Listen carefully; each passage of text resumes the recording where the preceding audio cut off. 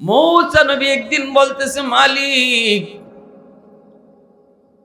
আমার জান্নাতে বন্ধু কে হবে? দেখতে একটু মন চায়, নাম শুনতে মন চায়। আল্লাহ পাক তখন বলেন, অমুক বাজারে যাও, যায় দেখবে একজন কসাই গরুর গোশত বিক্রি করে। ওই কসাই হলো জান্নাতে তোমার বন্ধু। মূসা নবী কই, মালিক আমি এত বড় পয়গম্বর, আর কসাই হবে জান্নাতে আমার বন্ধু? কোন আমলের উসিলা? আল্লাহ আমলটা একটু শুনতে মন চায়। আল্লাহ বলেন, মূসা আমি আল্লাহ কইমু না, তুমি যায় খুঁজা বাইর করো। কোন আমলের উসিলায় আমি আল্লাহ তারে এত মর্যাদা দিয়েছি, এত বড় মাকাম আমি তারে দিলাম, তুমি নিজে যাইয়া তালাশ করে বের করো। মূসা নবী ঠিকানা লইয়া, নাম ঠিকানা লইয়া বের হয়ে গেলেন। যায় দেখেন লোকটা বাজারে কসাই গোশত বিক্রি করে। সালাম দিয়া নাম জিজ্ঞেস করলেন, নামটা বলতেই তিনি পেয়ে গেলেন। মূসা আলাইহিস সালাম নিজের পরিচয় তিনি দিলেন না, কিছুই তারে বললেন না, শুধু এতটুকু বললেন, ভাই আমি একজন মুসাফির, আমি তোমার বাড়িতে মেহমান হতে পারমনি। লোকটায় কয়, হ ভাই আমি তো মেহমানদারির জন্য পাগল। কারণ মেহমানদারিতে কখনো কমে না, মেহমান আইসা কমায় না।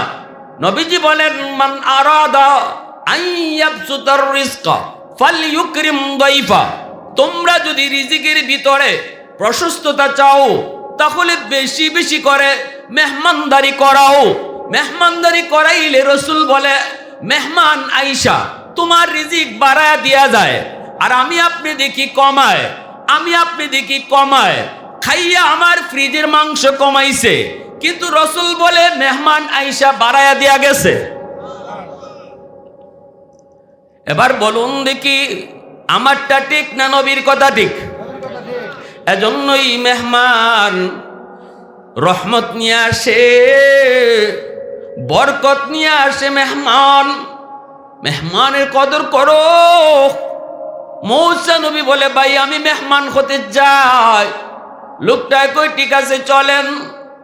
ওনাকে বাড়িতে নিয়ে আসলো, সন্ধ্যা হয়ে গেছে। মূসা নবী তার বাড়িতে ঢুকলেন, ঢুকে দেখেন লোকটা নিজের রুমে আগে ঢুকলো না, বিবি বাচ্চার রুমেও আগে ঢুকলো না। একটা যেই রুমটাতে তার মা আছে, ওই রুমটাতে সে আগে যায় ঢুকলো। ঢুকেই পালঙের মধ্যে শুয়ে রইছে তার মা, বৃদ্ধা মা, কবুতরের বাচ্চার মতো হয়ে গেছে গো। ওই মাকে কুলে নিয়া হাতের সেই খাবারটা মাকে তুলায়া তুলায়া খাওয়াইতেছে। ছোট ছোট দুইটা বাচ্চা দৌড় দিয়া বাবার পায়ে পইরা কান্না করে, কাঁদে আর কই, বাবা সারাদিনে কিছু খাই নাই, আব্বু আমাদেরকে খানা দেও। কিন্তু বাবা বাচ্চাগুলির মাথায় হাত বুলায় কই, বাজান একটু অপেক্ষা করো, আগে তোমাদের দাদুরে খানা খাওয়ায়া নেই। বাচ্চাগুলি পায়ে পড়ে কাঁদে, এরপরও বাচ্চারে আগে খাওয়ায় না, মারে আগে খাওয়াইতেছে। মূসা নবী তাকায়া তাকায়া দৃশ্যগুলি দেখেন, আর মনে মনে কইতেছি, মালিক আমল তো পায়া গেছি, কোন আমলের কারণে সে জান্নাতে আমার বন্ধু হবে? মূসা নবী এবার লোকটারে জিজ্ঞেস করেন, ভাই এই বাচ্চাগুলি কার? কয় বাচ্চাগুলি আমার। এই বুড়া মহিলাকে? কয় আমার মা। বাচ্চাগুলি তুমি আগে খাওয়াইছো না, মারে আগে খাওয়াইছো। এই আমল কতদিন যাবত তুমি করো? লোকটায় কই, ভাই আমি 40 বছর যাবত এই আমল করি। 40 বছর যাবত আমি মারে আগে খাওয়াই, নিজে আগে খাই না, বউ বাচ্চারও আগে খানা দেই না, আগে মারে খাওয়াই, এরপরে বউ বাচ্চা নিয়ে খাই, মাকে আগে আগে খাওয়াই। কারণ আল্লাহ পাক পবিত্র কোরআনুল কারীমের সূরাতুল বাকারায় আল্লাহ নিজে ঘোষণা দিয়েছেন, ওয়াসআলুনাকা মাযা ইউনফিকুন কুল মা আনফাকতুম মিন খায়র ফালিল ওয়ালিদাইনি ওয়াল আকরাবিন। আল্লাহ বলতেছে বন্ধু, মানুষ তোমাকে জিজ্ঞেস করে টাকা পয়সা কোন জায়গায় আগে খরচ করব, কোন কোন জায়গায় খরচ করবে, সম্পদ কোন জায়গায় ব্যয় করবে। আল্লাহ বলে বন্ধু জবাব তুমি দিও না, জবাব আমি আল্লাহ দিতেছি।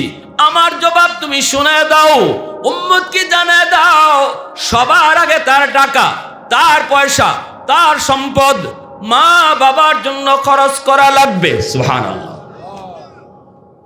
বেতনের টাকা পকেটে এসেছে, আল্লাহ পাকের নির্দেশ হলো নিজের জন্য আগে নয়, বউ বাচ্চার জন্য আগে নয়, আগে তার মার জন্য, আগে তোমার বাবার জন্য, সবার আগে বাপ মার জন্য খরচ করো।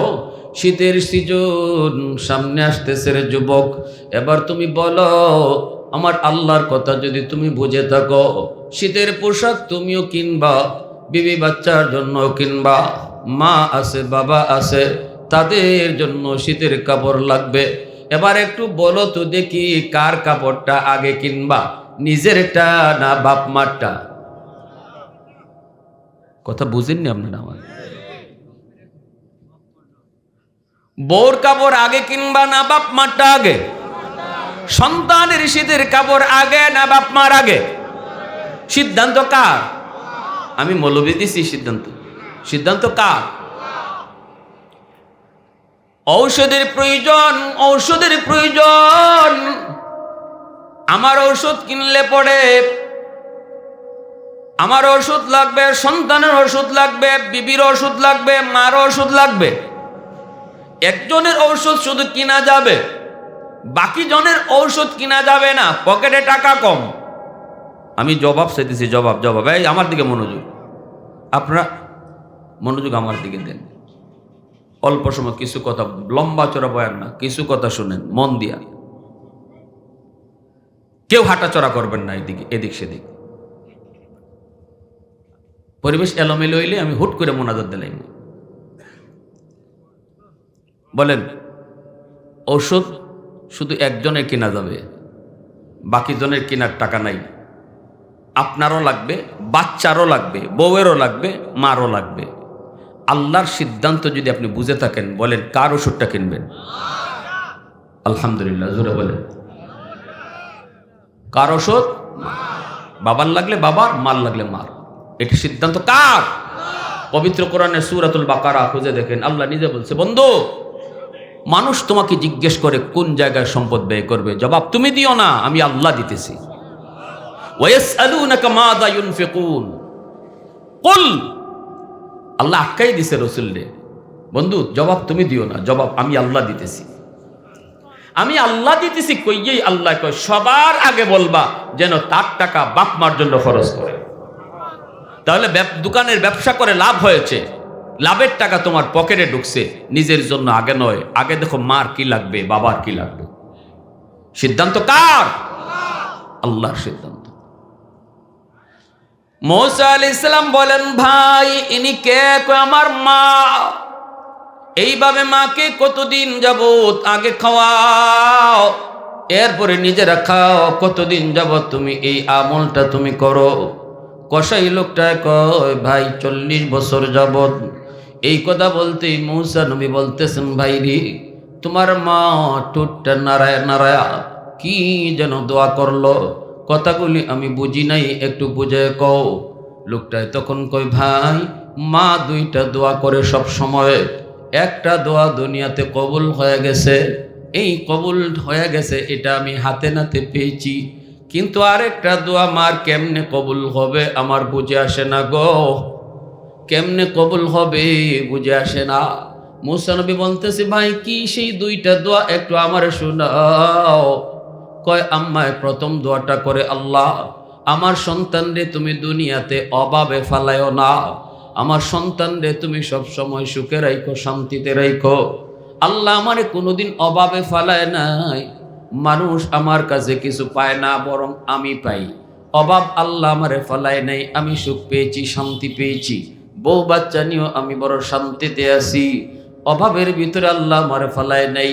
মার এই দোয়াটা কবুল হয়েছে, আমি নিজের চোখে দেখেছি। আরেকটা দোয়া মায় করে, মালিক তুমি জান্নাতে আমার সন্তান রে মুসা নবীর বন্ধু বানাইও। কিন্তু আমার বুঝে আসে না মা এটা কেমন দোয়া করে, কেমন দোয়া। আমি একজন সাধারণ কসাই মানুষ, মুসা নবীর সাথে জান্নাতে কেমনে বন্ধু হব? সাথে সাথে মুসা আলাইহিস সালাম টান দিয়া তার বুকে দইরা কান্না শুরু করে দিয়েছেন। মুসা নবী কান্দে আর কই, ভাই আমার বুকে আয়, আয় আমার বুকে আয়। তোমার মার দ্বিতীয় দোয়াটাও আল্লাহ কবুল করে নিয়েছে।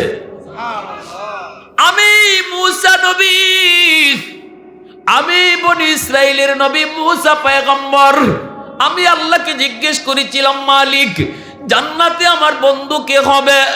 আল্লাহ আমাকে তোমার ঠিকানায় পাঠিয়ে দিছে। আমি বলেছিলাম কোন আমলের কারণে? আল্লাহ বলে তুমি যা তালাশ করে বের করো। আমি মুসাফির হয়েছি, মেহমান হয়েছি তোমার আমলের খোঁজ নেওয়ার জন্য। আমি মনে করেছি গভীর রাতে উঠা তুমি তাহাজ্জুদ পড়বা, আল্লাহর কাছে কান্নাকাটি করবা। হয়তো এমন কোন আমল যে আমল মানুষে দেখে না, চোখে পড়ে না, কিন্তু বাইরে আমি সে আমল পেয়ে গেছি। সেই আমলটা হলো তোমার মার দোয়া। আওয়াজ দেখো না সুবহানাল্লাহ। মুসলমানের আওয়াজ দেখো আল্লাহু আকবার।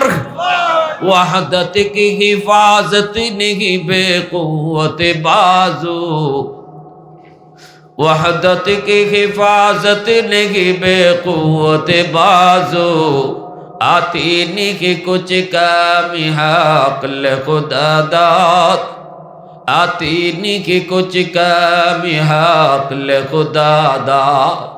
ऐ मर्द खुदा तुझको कुव्वत नहीं हासिल, जा बैठ किसी गार में अल्लाह को करिया, जा बैठ किसी गार में अल्लाह को करिया।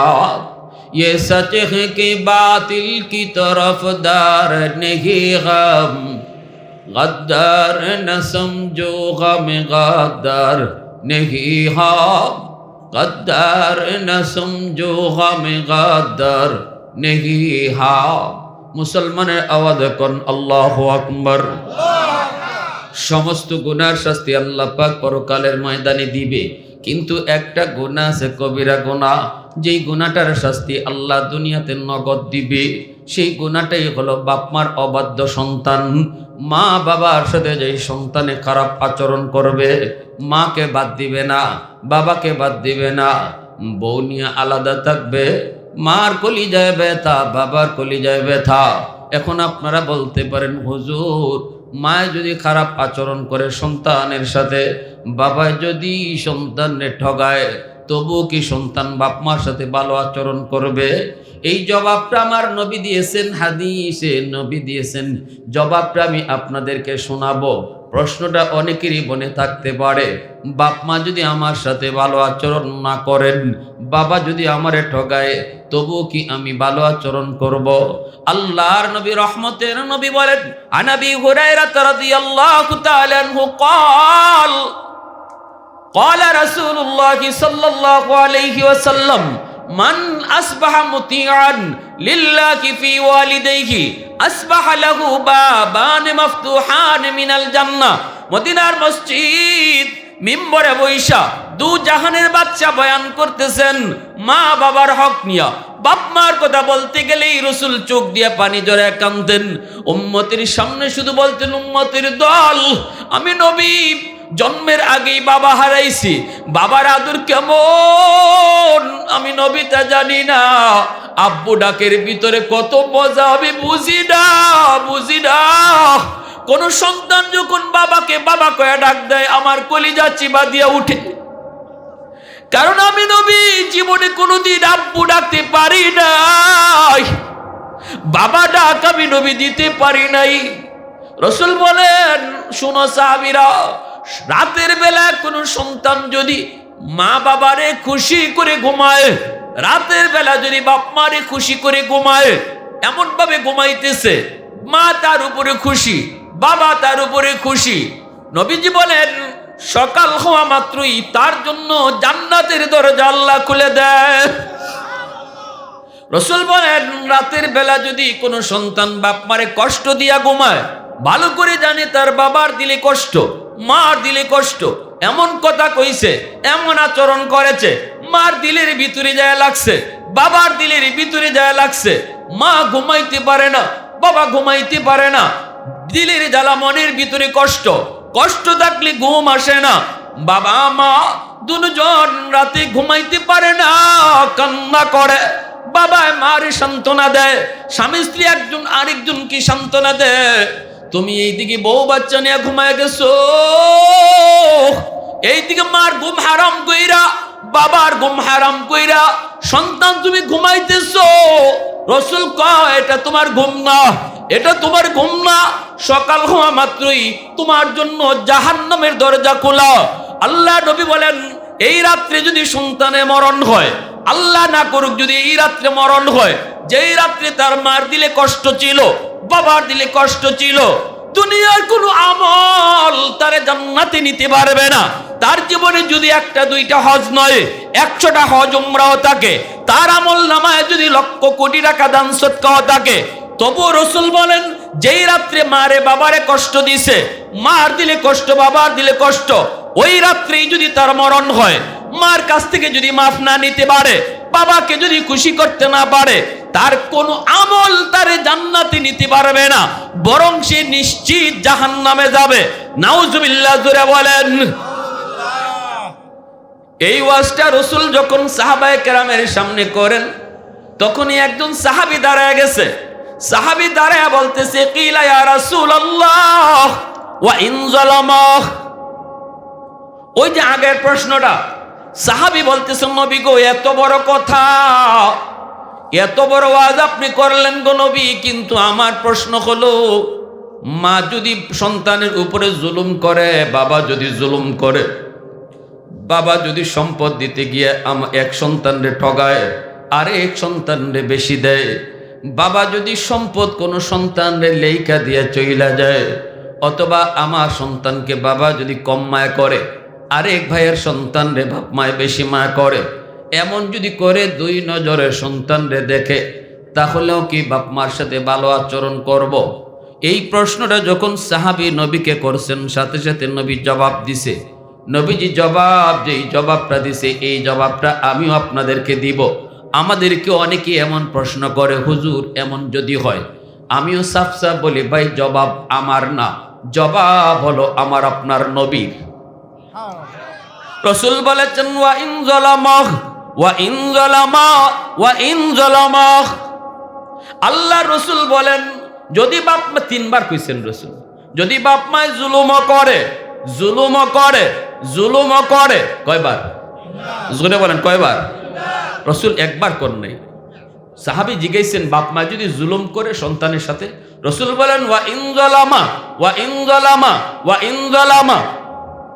যদি জুলুমও করে, জুলুমও করে, জুলুমও করে, তবুও সন্তান জুলুম করতে পারবে না। সন্তান বাপ মার সাথে ভালো আচরণ করতে হবে। যদি বাপ মা জুলুম করে, সেই জুলুমের বিচার হবে আল্লাহর আদালতে, দুনিয়ার জমিনে নয়। দুনিয়ার জমিনে সন্তান বাপ মার সাথে ভালো আচরণ করা লাগবে। শুধুমাত্র মা হওয়ার কারণে, শুধুমাত্র বাবা হওয়ার কারণে এই বাপ মার উসিলায় দুনিয়া দেখছো, এই কারণে বাবা তোমার কাছ থেকে ভালো আচরণ পাও না, মা তোমার কাছ থেকে ভালো আচরণ পাও না। সম্পদ যদি তোমারে নাও দেয়, তোমার সাথে ভালো আচরণ যদি নাও করে, শুধু দুনিয়া আসার উসিলা তোমার বাপ মা, এজন্য তুমি বাপ মার সাথে ভালো আচরণ করবা। ভালো আচরণ তাদের পাও না, এটা হলো দুনিয়ার নিজাম। কিন্তু যদি জুলুম করে থাকে, সেই বিচার আল্লাহর আদালতে ঠিকই হবে। আল্লাহর আদালতে, আল্লাহর আদালতে হবে। কিন্তু দুনিয়ার নিজাম রাসূল বলে দিছে, দুনিয়াতে সন্তানে বদলা নিতে পারবে না, বাপ মার বদলা কোনো সন্তান নিতে পারবে না। এটা রাসূলের আইন, এটা আইন। মূসা আলাইহিস সালাম বলতেছে ভাই আয় আমার বুকে আয়, আমি বুঝছি আমি বুঝে গেছি কেন আল্লাহ তোমার এইরকম দাবি বানাইছে। তো একমাত্র কবিরা গুনাহ, যেই গুনাহটার শাস্তি আল্লাহ দুনিয়াতে নগদ দেয়। দুনিয়াতে করাচির হজরত হাকিম আক্তার সাহেব, ওই বাস্তব ঘটনা একটা শোনাইতেছি, শুনেন। করাচির হজরত হাকিম আক্তার সাহেব আরেফ বিল্লাহ, সমাজে তালাশ করলে এমন বহু পাওয়া যাবে। আমাদের সিলেটেও জগন্নাথপুর এলাকার রানীগঞ্জ একটা বাজার আছে, রানীগঞ্জ বাজারে একটা বাস্তব ঘটনা এমন আছে যে সন্তানে অনেক কিছু ছিল, শেষ পর্যায়ে তার কিছুই ছিল না, তার হাত পা পচে গেছিল। অপরাধ ছিল মাকে মারা, মাকে আঘাত করা। করাচির হজরত বলেন, আমি মসজিদে নামাজ পড়ি, দেখতেছি একটা যুবক বড় সুন্দর করে নামাজ পড়ছে, তার রুকু সুন্দর, তার সেজদাও বড় সুন্দর, কিন্তু ডান হাত কাপড় দিয়ে পেঁচায় রাখছে। নামাজ শেষ হলে পরে আমি যুবককে ডাক দিছি, যুবক এদিকে আসো, তোমার নামাজটা আমার বড় পছন্দ হয়েছে, খুব সুন্দর করে নামাজ আদায় করেছ। একজন যুবক যৌবনে যদি আল্লাহর কদমে সেজদা দেয়, হাজার বৃদ্ধ মানুষের সেজদার চেয়ে যুবকের সেজদার পাল্লা ভারী হয়ে যায়। কারণ যত আল্লাহর অলি হয়েছেন এই জমিনে, প্রত্যেকে অলির দফতরের নাম লেখাইছেন যৌবনকালে। যৌবনের ইবাদত যুবককে অলি বানায়। বুড়া বয়সে, বৃদ্ধ বয়সে চাইলেও সে সব গুনাহ করতে পারবে না। বুড়া বয়সে মসজিদে না গেলে মানুষ বন্ধ কইব, বুড়া হয়ে গেছে এখনো নামাজ পড়ে না। এই কারণেও অনেকে হয়তো মসজিদে যায়। একজন যুবক যৌবনে তার মন টানে তার জুয়া বেবিচারের দিকে, তার দুস্তরা তারে ডাকতেছে মদ গাঞ্জা ইয়াবার দিকে। যেই যুবক বন্ধুদের ডাকে সাড়া না দিয়া, যেই যুবক নিজের নফসের খাহের না পইরা আল্লাহর ভয় অন্তরে লইয়া আল্লাহর কদমে সেজদা দেয়, ওই যুবকের এক সেজদা আর বৃদ্ধ বয়সের হাজার সেজদা, দুই পাল্লা দিলে যুবকের সেজদার পাল্লা ভারী হয়ে যায়। এজন্য আল্লাহ রাসূল বলেছেন লা ওয়ারা। এজন্য আমার ভাইয়েরা বন্ধুরা, যুবক করাচির হজরত বলেন, যুবক একটু কৌতো দেখি, কেন তুমি ডান হাত কাপড় দিয়া পেঁচায় রাখছো রে? যুবক তখন বলতেছে, হুজুর আমি ডাক্তার দেখাইছি, কিন্তু ডাক্তার আমার রোগ ধরতে পারে না। আল্লাহর ওলি কয়, অন্য ডাক্তার দেখাও। কয় হুজুর ভারত পাকিস্তানের সব ডাক্তার দেখানো শেষ, কেউ রোগ ধরতে পারে না। হুজুর কই, বাবা আমার একজন ডাক্তার পরিচিত ভালো, চলো তোমাকে ওই ডাক্তার দেখাবো। কই হুজুর আমার হাতের মধ্যে পচন, এই ফসা শুধু দিন দিন উপরের দিকে উঠতেছে, অত্যন্ত দুর্গন্ধ বের হয়। কোন ডাক্তার কেন এই পচা উপরের দিকে উঠে, কেন ভালো হয় না, কেউ বুঝে না, কেউ ধরতে পারে না। হুজুর কোন ডাক্তার আমার রোগ ধরতে পারে না, কিন্তু আমি আমার রোগ ধরে ফেলেছি। আমার রোগ হলো আসমানে, চিকিৎসা চলছে জমিনে। আগুন লাগছে শেরপুর, পানি দে ফরিদপুর, এই আগুন যেমন কোনোদিন নিভবে না। আমার চিকিৎসা জমিনে চলছে, আমার রোগ কোনোদিন সারবে না, কারণ রোগ হলো আসমানে। এই বইলে যুবক আল্লাহর ওলির সামনে কান্না শুরু করে দেয়। হুজুর তাহলে শুনেন, আমি আমার মার গর্ভে একমাত্র সন্তান, আমার কোনো ভাই নেই, বোন নেই। জন্মের কিছুদিন পর আমার আব্বা মারা গেছেন। আমার মাকে নানা নানি অন্যত্র বিয়ে দিতে চাইল, কিন্তু আমার মা সাফ সাফ জানায় দিছে, বাবা গো আমি আর কোথাও বিয়ে বসবো না, কারণ আল্লাহ আমাকে একটা মানিক দিয়েছে, আমি আমার মানিকের চেহারা দেখে জীবন যৌবন কাটিয়ে দিব। আমার মা আমাকে পায়া সব সাইরা দিছে, স্বামীর বিটার মধ্যেই মা জীবন কাটায় দিছে। মানুষের বাড়িতে ধার করে করে, কাম করে করে, আত্মীয় স্বজনের কাছ থেকে ধার নিয়ে নিয়ে মা আমাকে লেখাপড়া করাইছে। আমি ক্লাস 5 শেষ করেছি, হাই স্কুলও শেষ করেছি, কলেজও শেষ করেছি, একটা বড় লোকের মেয়ের সাথে আমার প্রেম। আমি যখন বিয়ে করব, বিয়ে কইরা মাকে না জিগায়া সোজা বাড়িতে উঠাইছি। মা শুধু এতটুকু আমারে কইছিল, বাজার বড় লোকের মেয়ে গরিবের বাড়িতে শোভা পায় না, বড় লোকের মেয়েরা গরিবের বাড়িতে থাকে না রে বাজান। আমি বুড়া মা, বৃদ্ধা মা, গরিব মাকে মা কয়া ডাকবে না বাজান রে। বিয়ের আগে মারে একটু শুনাইতি, এতটুকু তুই শুনাইলি না, ঠিক আছে, কিন্তু বড় লোকের মেয়ে গরিবের বাড়িতে কেমনে থাকবে রে বাজার? আমি বলেছিলাম, মা অসুবিধা নাই গো মা, আমি সব কিছু খুলে বলেছি। কিন্তু হুজুর, কিছুদিন পরে আমি দেখতে পেলাম আমার মার বিরুদ্ধে আমার বউ আমার কানে কানে নালিশ দেয়। অফিস থেকে অফিস করে যখন বাড়িতে ফিরি, রাত হয়ে যায়, ঘুমাইতে গেলে আমার কানে কানে মার বিরুদ্ধে নালিশ দেয়।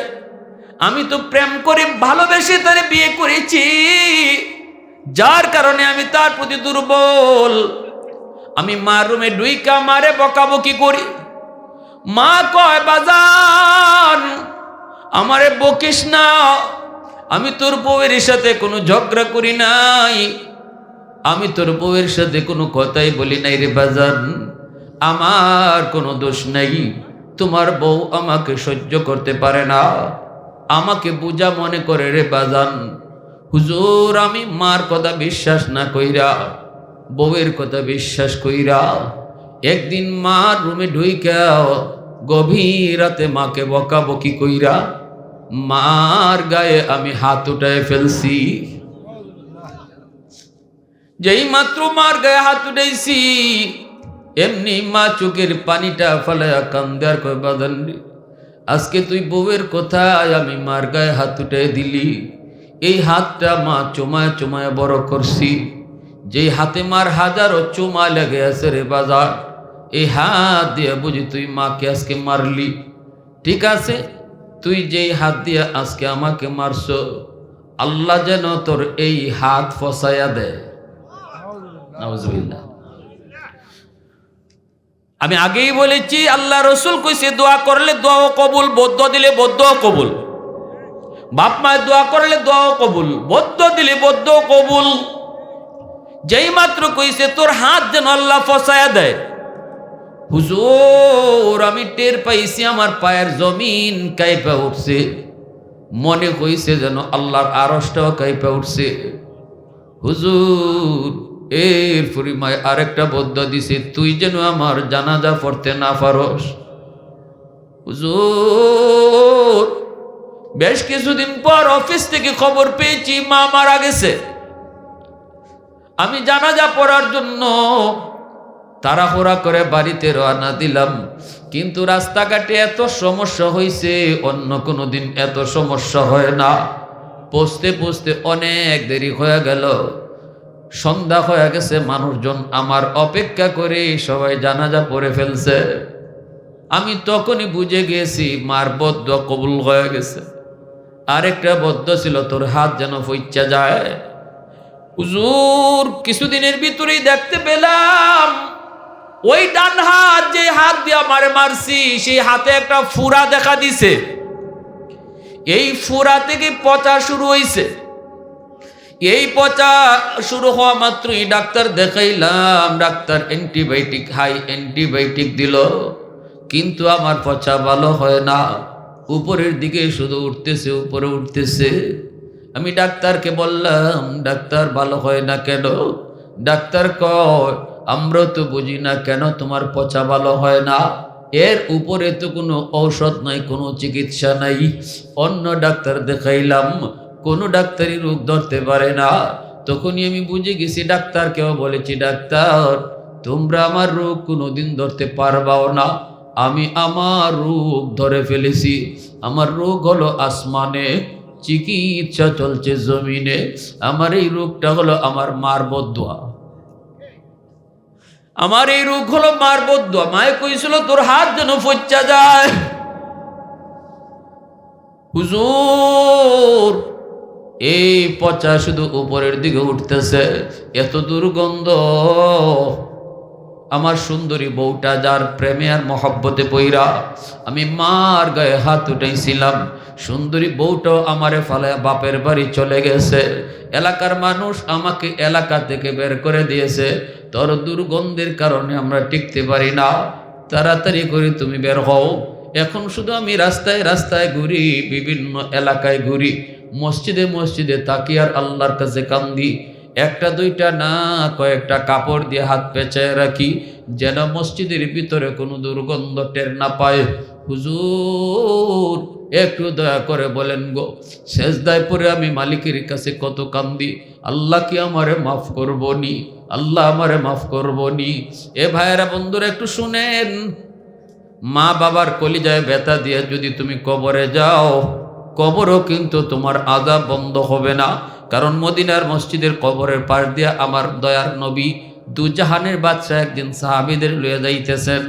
রসুল অন্তর চোখে দেখলেন কবরের ভিতরে একজন যুবক আযাব করে আযাব, আর মা মা কয়া চিৎকার করে কান্দে। নবীজি বলেন, সাহাবীরা হাত উঠাও, এই কবরের যুবকের জন্য আমি একটু সুপারিশ করব। নবী হাত বাড়াইলেন, আল্লাহর কাছে বলতেছেন, মালিক তুমি তো আমাকে রহমতের নবী বলেছ, রহমতের নবী কবরের পাশ দিয়ে যাবে আর কবরে আযাব হবে, হয় না মালিক, হয় না, আল্লাহ তুমি আযাবটা বন্ধ করো। সাহাবায়ে কেরাম আমিন বললেন, কিন্তু যুবকের আযাব বন্ধ হয় না। রসুল আবার হাত উঠাইলেন, সাহাবায়ে কেরাম আমিন বললেন, আযাব বন্ধ হয় না। তিনবার নবী হাত বাড়াইছেন, একবারও আল্লাহ রসুলের দোয়া কবুল করলেন না। অথচ আমার আপনার নবীর হাতের কি পরিমাণ দাম, হাত উঠাইতে দেরি আল্লাহর দরবারে কবুল হইতে দেরি হয় না।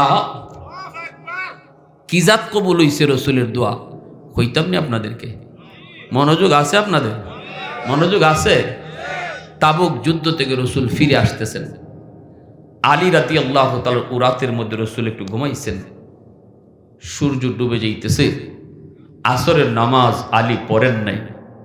আলী রাদিয়াল্লাহু তাআলা ভাবছেন যে রসুল একটু পরে ঘুম থেকে উঠবেন, এরপরে নামাজ পড়ে ফেলবেন, কিন্তু নবীর ঘুম লেগে গেছে, সূর্য ডুবে যাইতেছে, নামাজ কাজা হয়ে যাচ্ছে। হযরত আলী অশান্তি বেড়ে গেছে।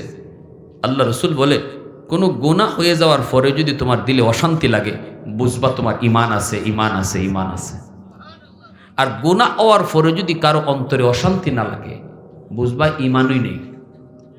মাল ঈমান ইয়া রাসূলুল্লাহ, ইজা সাররাতকা হাসানাতুকা ওয়া ইজা সাআতকা সাইয়্যাতুকা ফাআনতা মুমিন। নেক কাজ করলে অন্তরে শান্তি লাগবে, ইস আমি লোকটারে 5টা টাকা দিতাম পারছি, 100 টাকা দিয়ে সাহায্য করতে পারছি, একটা লোক ফইরে গেছিল তারে তুলতাম পারছি, আমি 2 রাকাত নামাজ পড়তে পারছি, আজকে জামাতে নামাজ পড়তে পারছি। এই যে ওই তখন যদি দিলে শান্তি লাগে, তুমি অশান্তি লাগে, এটা হলো ইমানের আলামত। একটা গুনাহ হয়ে গেছে, এক ওয়াক্ত নামাজ কাজা হয়ে গেছে, গাড়িতে আসছিলাম, ভাই রে নামাজ আমার পড়তে পারলাম না, নামাজটা আমার কাজা হয়ে গেছে। ওই যে কইছো, রসুল কই এটা হইলো তোমার ইমানের আলামত। বোঝা গেল ইমান আছে, আছে, আছে। আর নামাজ কাজা হইতেছে, তার ড্যাম কি আর খবরই নাই, সে যেভাবে দিব্যি আগের মতো চলতেছে, জিনা করার পরেও অনুতপ্ত নাই, হায় আমি কি ভুল করলাম, আল্লাহ মাফ করো, এই কথা কয় না, বরং আর আনন্দ পায়। আল্লাহ রসুল কয় এটা হইল আলামত তোমার ঈমান নাই, ঈমান নাই, ঈমান নাই। এবার প্রত্যেকে যার যার ঈমানের মাপ দেও, ঈমান কদ্দুর আছে। হযরত আলী রাদিয়াল্লাহু তাআলা আনহু নামাজ কাজা হয়ে গেছে, সূর্য ডুবে গেছে, আল্লাহ রসুলের ঘুম ভাঙছে। নবীজি দেখেন আলী রাদিয়াল্লাহু তাআলার চেহারা একদম বিমর্ষ হয়ে গেছে। আল্লাহ নবী বলেন, আলী চেহারা এমন কেন, কি হয়েছে একটু কও, খুলে বলো। আলী বলেন, ইয়া রাসূলুল্লাহ, ওগো নবীজি আমি আসরের নামাজ পড়তে পারি নাই গো নবী। আল্লাহ নবী বলেন, আলী ডাক দিলায় না কেন? আলী বলতেছেন, নবী গো আমার মন মানে নেই, আমার মন কই আলী তোর নামাজ কাজা হয়ে যাক, তবু 2 জাহানের বাচ্চার ঘুম ভাঙ্গায় কষ্ট দিবি না। সাথে সাথে দয়ার নবী হাত বাড়ায় দিছে, আসমানের মালিক, ও জমিনের মালিক, সূর্যের মালিক, তোমার সূর্য ডুবে গেছে, আমার আলী আসরের নামাজ পড়তে পারে নাই, নিজের দোষে না, তোমার বন্ধুর ঘুমে ডিস্টার্ব হবে এজন্য ডাক দেয় নাই। হাত উঠায় দিছি, হাত উপরে তাকতে তাকতে সূর্য আবার উঠায় দাও। আল্লাহ নবী হাত উঠায় রাখছি, হাত উঠানো থাকতে থাকতে ডুবন্ত সূর্য আবার আকাশে উঠাও, যেন আমার আলী আসরের নামাজ অক্তমতো পড়তে পারে। রদ্দ শামস নামক কিতাবের ভিতরে লিখেন, আমার আপনার নবীর হাত উপরে থাকতে থাকতে আল্লাহ পাক পশ্চিম দিগন্তে সূর্য ডুবে যাওয়া সূর্য আবার আকাশে উঠায় দিছেন। আলী আসরের নামাজ তিনি যথা টাইমে আদায় করেছেন। এত দামি ছিল আমার আপনার নবীর হাত। একটু আওয়াজ দেখো, আল্লাহু আকবার। উলফত মে তেরি ওয়াইসে নে দন্দান কুতুরা, আবু বকর উমর নকশ কদম তেরা না ছুরা, আয়ো শাক নবী ওয়াকে আসরারে মদিনা, सुल्तान का सुल्तान है सुल्तान मदीना, सरकार का सरकार है सरकार मदीना, गुलजार का गुलजार है गुलजार मदीना। अल्लाह ने मक्का ही में ये काबा बनाया, इस काबा का काबा तेरी मरकद को बनाया, ऐसा लम्हा जी चले जा राहे मदीना, सुल्तान का सुल्तान है सुल्तान मदीना। अल्लाह अकबर, जोरे करो। सरकार का सरकार है सरकार मदीना, गुलजार का गुलजार है गुलजार मदीना। ভাইরা আমার, এজন্য আল্লাহ রসুল 3 বার হাত উঠানোর পরেও যখন যুবকের আযাব বন্ধ হয় না, তখন রসুল জানতে চাইছে আল্লাহর কাছে, আল্লাহ আমার হাতের দাম কি কমে গেল? আল্লাহ এই যুবকের আযাব বন্ধ হওয়ার জন্য 3 বার তোমার কাছে হাত উঠাইছি, আযাব বন্ধ হয় না কেন? আল্লাহ পাক বলে, বন্ধু তোমার হাতের দাম কমে নাই। এই যুবকের মা এখনো দুনিয়ায় জীবিত, মার কলিজায় ব্যথা, মা মরণের সময়ও সন্তানকে মাপ দেয় নাই। আমি আল্লাহ সিদ্ধান্ত নিয়েছি বন্ধু, যতক্ষণ পর্যন্ত তার মা তারে মাফ না দিবে, আমি আল্লাহ তুমি বন্ধুর সুপারিশও কবুল করব না। এবার মায়ার নবী সাহাবীদেরকে বলে, সাহাবীরা দৌড়ে যাও, মাকে যায় সালাম জানাও। সালাম জানানো মাত্রই মহিলা দৌড়ে নবীর কাছে আসলো। নবী বলতেছেন, মা তুমি কবরটা চিনোনি? মহিলায় কই, চিনছি গো নবী, আমার সন্তানের কবর। রসুল কয়, তোমার সন্তান বুঝি তোমারে বহু কষ্ট দিছে, নির্যাতন করছে, তোমার কলিজায় অনেক ব্যথা, যার কারণে কবরের মধ্যে সে আযাব ভোগ করে, আগুনে পুড়ে সাপের কামড় খায়, আর মা মা কয়ে চিৎকার করে কান্দে। আল্লাহ আমারে অন্তর চোখে দেখাইছে গো মা, কিন্তু আমি রহমতের নবী, কেমন করে সুপারিশ না করে চলে যাই? আমি তো সুপারিশ করেছি 1 বার নয় 2 বার নয় 3 বার, কিন্তু আল্লাহ তো আমার সুপারিশ কবুল করে না।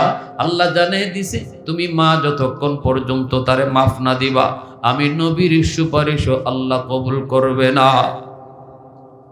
এবার একটু কৌতো দেখি, মার কলিজায় ব্যথা দিয়া, বাবার কলিজায় ব্যথা দিয়া পীর সাহেবের দরবারে গরু লিয়া গেলে লাভ হইব নি?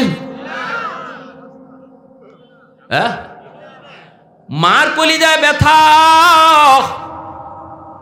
আমার আপনার নবী সুপারিশ করে, সুপারিশ কবুল হয় না। অতএব মা বাবার কলিজায় ব্যথা দিয়া ফিররে খুশি করলেও আল্লাহ খুশি হইতো না।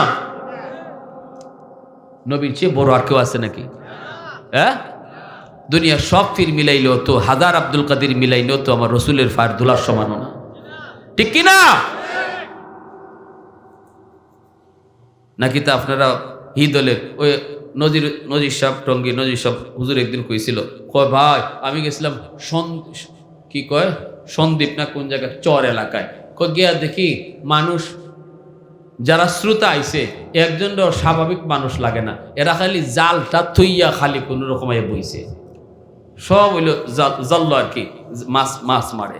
চেহারা দেখে আমি বুঝতেছি যে এরা কোন ধরনের মুসলমান আল্লাহ জানে, এরা কলিমা জানে নাকি রোজা জানে কি না নামাজ জানে। আমি তো আগে আমার শ্রোতার কোয়ালিটি বুঝন লাগবো যে এরা ফুঞ্জি লইয়া বইছে কি পরিমাণ, ই অনুপাতের না ওয়াজ করতে হইব, ঠিক না নি? শ্রোতার ফুঞ্জি বুঝে ওয়াজ করতে হইব না।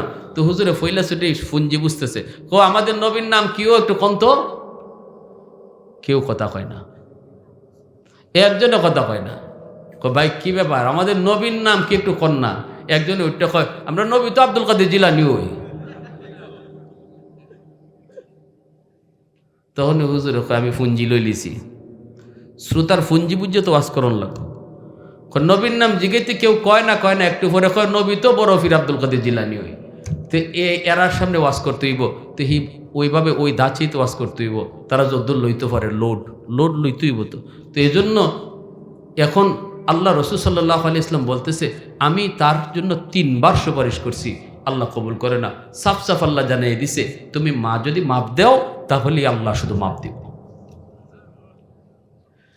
দিনের নবী মায়ের নবী কয় মা এবার তোমার কাছে আমি নবী সুপারিশ করি, সন্তান যেমন কষ্টই দেখ না কেন, সন্তান তো তুমি পেটে নিয়েছো, 10 মাস 10 দিন তুমি রাখছো, তোমার সন্তান কবরের মধ্যে আযাব ভোগ করে গো মা, আমি নিজের চোখে আল্লাহ আমারে দেখাইছে, একটু মাফ করে দাও, তুমি মাফ না করলে আল্লাহ তারে মাফ দিবে না। মহিলা নিচের দিকে চোখ দিয়া দিছে, কথা কয় না, মাটির দিকে চোখ দিয়া আমার চোখ থেকে দর দর করে পানি পড়ে, কান্দে আর কথা কয় না, কান্দে আর কথা কয় না। রসুল আবার বলতেছে মা গো একটু তাকাও, তো আমার দিকে তাকাও, দিলটা একটু নরম করে মাফ করো। মহিলা নবীর দিকে তাকায়া চোখটা তৈলা কয় নবী গো আমি এরে মাফ করবো না গো নবী, এখনো আমার পিঠে মাইরের দাগ আছে, আমি যদি পিঠের কাপড়টা সরে দেই, আমি যদি আমার পিঠের কাপড় সরাই নবী গো আপনার চোখ দিয়েও পানি আসবে। বউয়ের কথায় আমি মার গায়ে যে আঘাত করেছে গো নবী, আল্লাহ নবী তখন চোখ দিয়া পানি ধরে কান্দেন আর বলেন মালিক মার দিল শক্ত হয়ে গেছে, মায় মাপ দিবে না গো আল্লাহ, এখন মার দিলটা কেমনে নরম করবো আমি নবীও বুঝি না, কিন্তু আমি তোমার কাছে একটা আবদার করি মালিক, কবরের আযাবের দৃশ্য আমাকে তুমি যেইভাবে দেখায় দিছো এইভাবে তার মারও তুমি দেখায় দেও, তাহলে আমি নবীর বিশ্বাস মা যদি নিজের চোখে দেখে সন্তানের বিপদ, সন্তানের কষ্ট যদি মা নিজের চোখে দেখে মা সইতে পারবে না, কারণ এটা তার 10 মাস 10 দিন পেটে রাখা সন্তান। সাথে সাথে আল্লাহ কই বন্ধু তোমার এই সুপারিশটা আমি কবুল করেছি। কবরের আযাবের দৃশ্যটা আল্লাহ পাক নবীর সামনে যেভাবে দেখাইছে, এখন মার চোখের সামনে আল্লাহ পাক তুলে ধরছে। দেখা মাত্রই মা চিৎকার দিয়ে কই নবী গো আমি বুঝি নাই গো নবী, আমার সন্তান এত কষ্টে আছে, আমি মাফ করে দিছি। সাথে সাথে আল্লাহ নিজেও তার মাফ করে দিছে। এজন্য আমার ভাইরা বলতেছিলাম মায় যদি বাবায় যদি তোমার মাফ না দেয় যুবক, মাফ না লইয়া কবরে যাইও না, মাপ মারে খুশি না কইরা কেউ কবরে যাইও না। দুনিয়ার কোনো শক্তি নাই তোমার আল্লাহর কাছ থেকে বাঁচাইতো, এটা এমন কঠিন মামলা। আজ রাতে মার কাছ থেকে মাপ চাও, বাবার কাছ থেকে মাপ চাও। মারে যদি খুশি করো, বাবারে যদি খুশি করো, লক্ষ টাকা খরচ করতে হয় না। মারে খুশি করতে গরু খাওয়াইতে হয় না। বাবারে খুশি করতে মুখ বইরা আব্বা আব্বা করে ডাক দিও, বাবার দিল খুশি হয়ে যাবে। মুখটা বইরা আম্মা আম্মা করে ডাইকো, মার দিলটা খুশি হয়ে যাবে। সন্তান যত বড়ই হোক না কেন বাপ মার কাছে কোনোদিন বড় হয় না। সন্তানের আব্বা ডাক আর আম্মা ডাক শোনার জন্য বাপমার দিল খা খা করে। শাশুড়ির আম্মা কও, কও অসুবিধা নাই, কিন্তু নিজের মার এটারও আম্মা কও। এই আম্মা ডাকটা শুনলে মার দিলটা খুশি হয়ে যায়। আল্লাহ রসুল আল্লাহ কয়, বন্ধু তুমি উম্মতকে জানাও, যখনই মার দিলটা খুশি করলো সে আমি আল্লাহরে খুশি করে নিল। যখনই বাবারে খুশি করলো তখনই আমি আল্লাহরেও খুশি করে নিল। এজন্য বলি, আজকে রাত্রে যে মার মশারিটা টানায় দাও, বাবার মশারিটা নিজে টানায় দাও, বাবার মাথায় একটু তেল লাগায় দাও। জানি না এই রাত কার জীবনের শেষ রাত। কত যুবক রাতে ঘুমায় আর ঘুম থেকে উঠে না, কত আল্লাহর বান্দি ঘুমায় আর ঘুম থেকে উঠে না। অতএব আজকে রাত্রে জীবনের শেষ রাত মনে করে মার মশারি টানাও, মাথায় একটু তেল লাগায় দাও, দেখবা মার দিল খুশি। যদি এই রাত তোমার মরণ হয়, আমার রসুলের হাদিস কয়, জীবনে কোনো আমল যদি নাও থাকে, এই আমলের উসিলায় আল্লাহ পাক মরতে দেরি তোমার জান্নাত দিতে দেরি হবে না।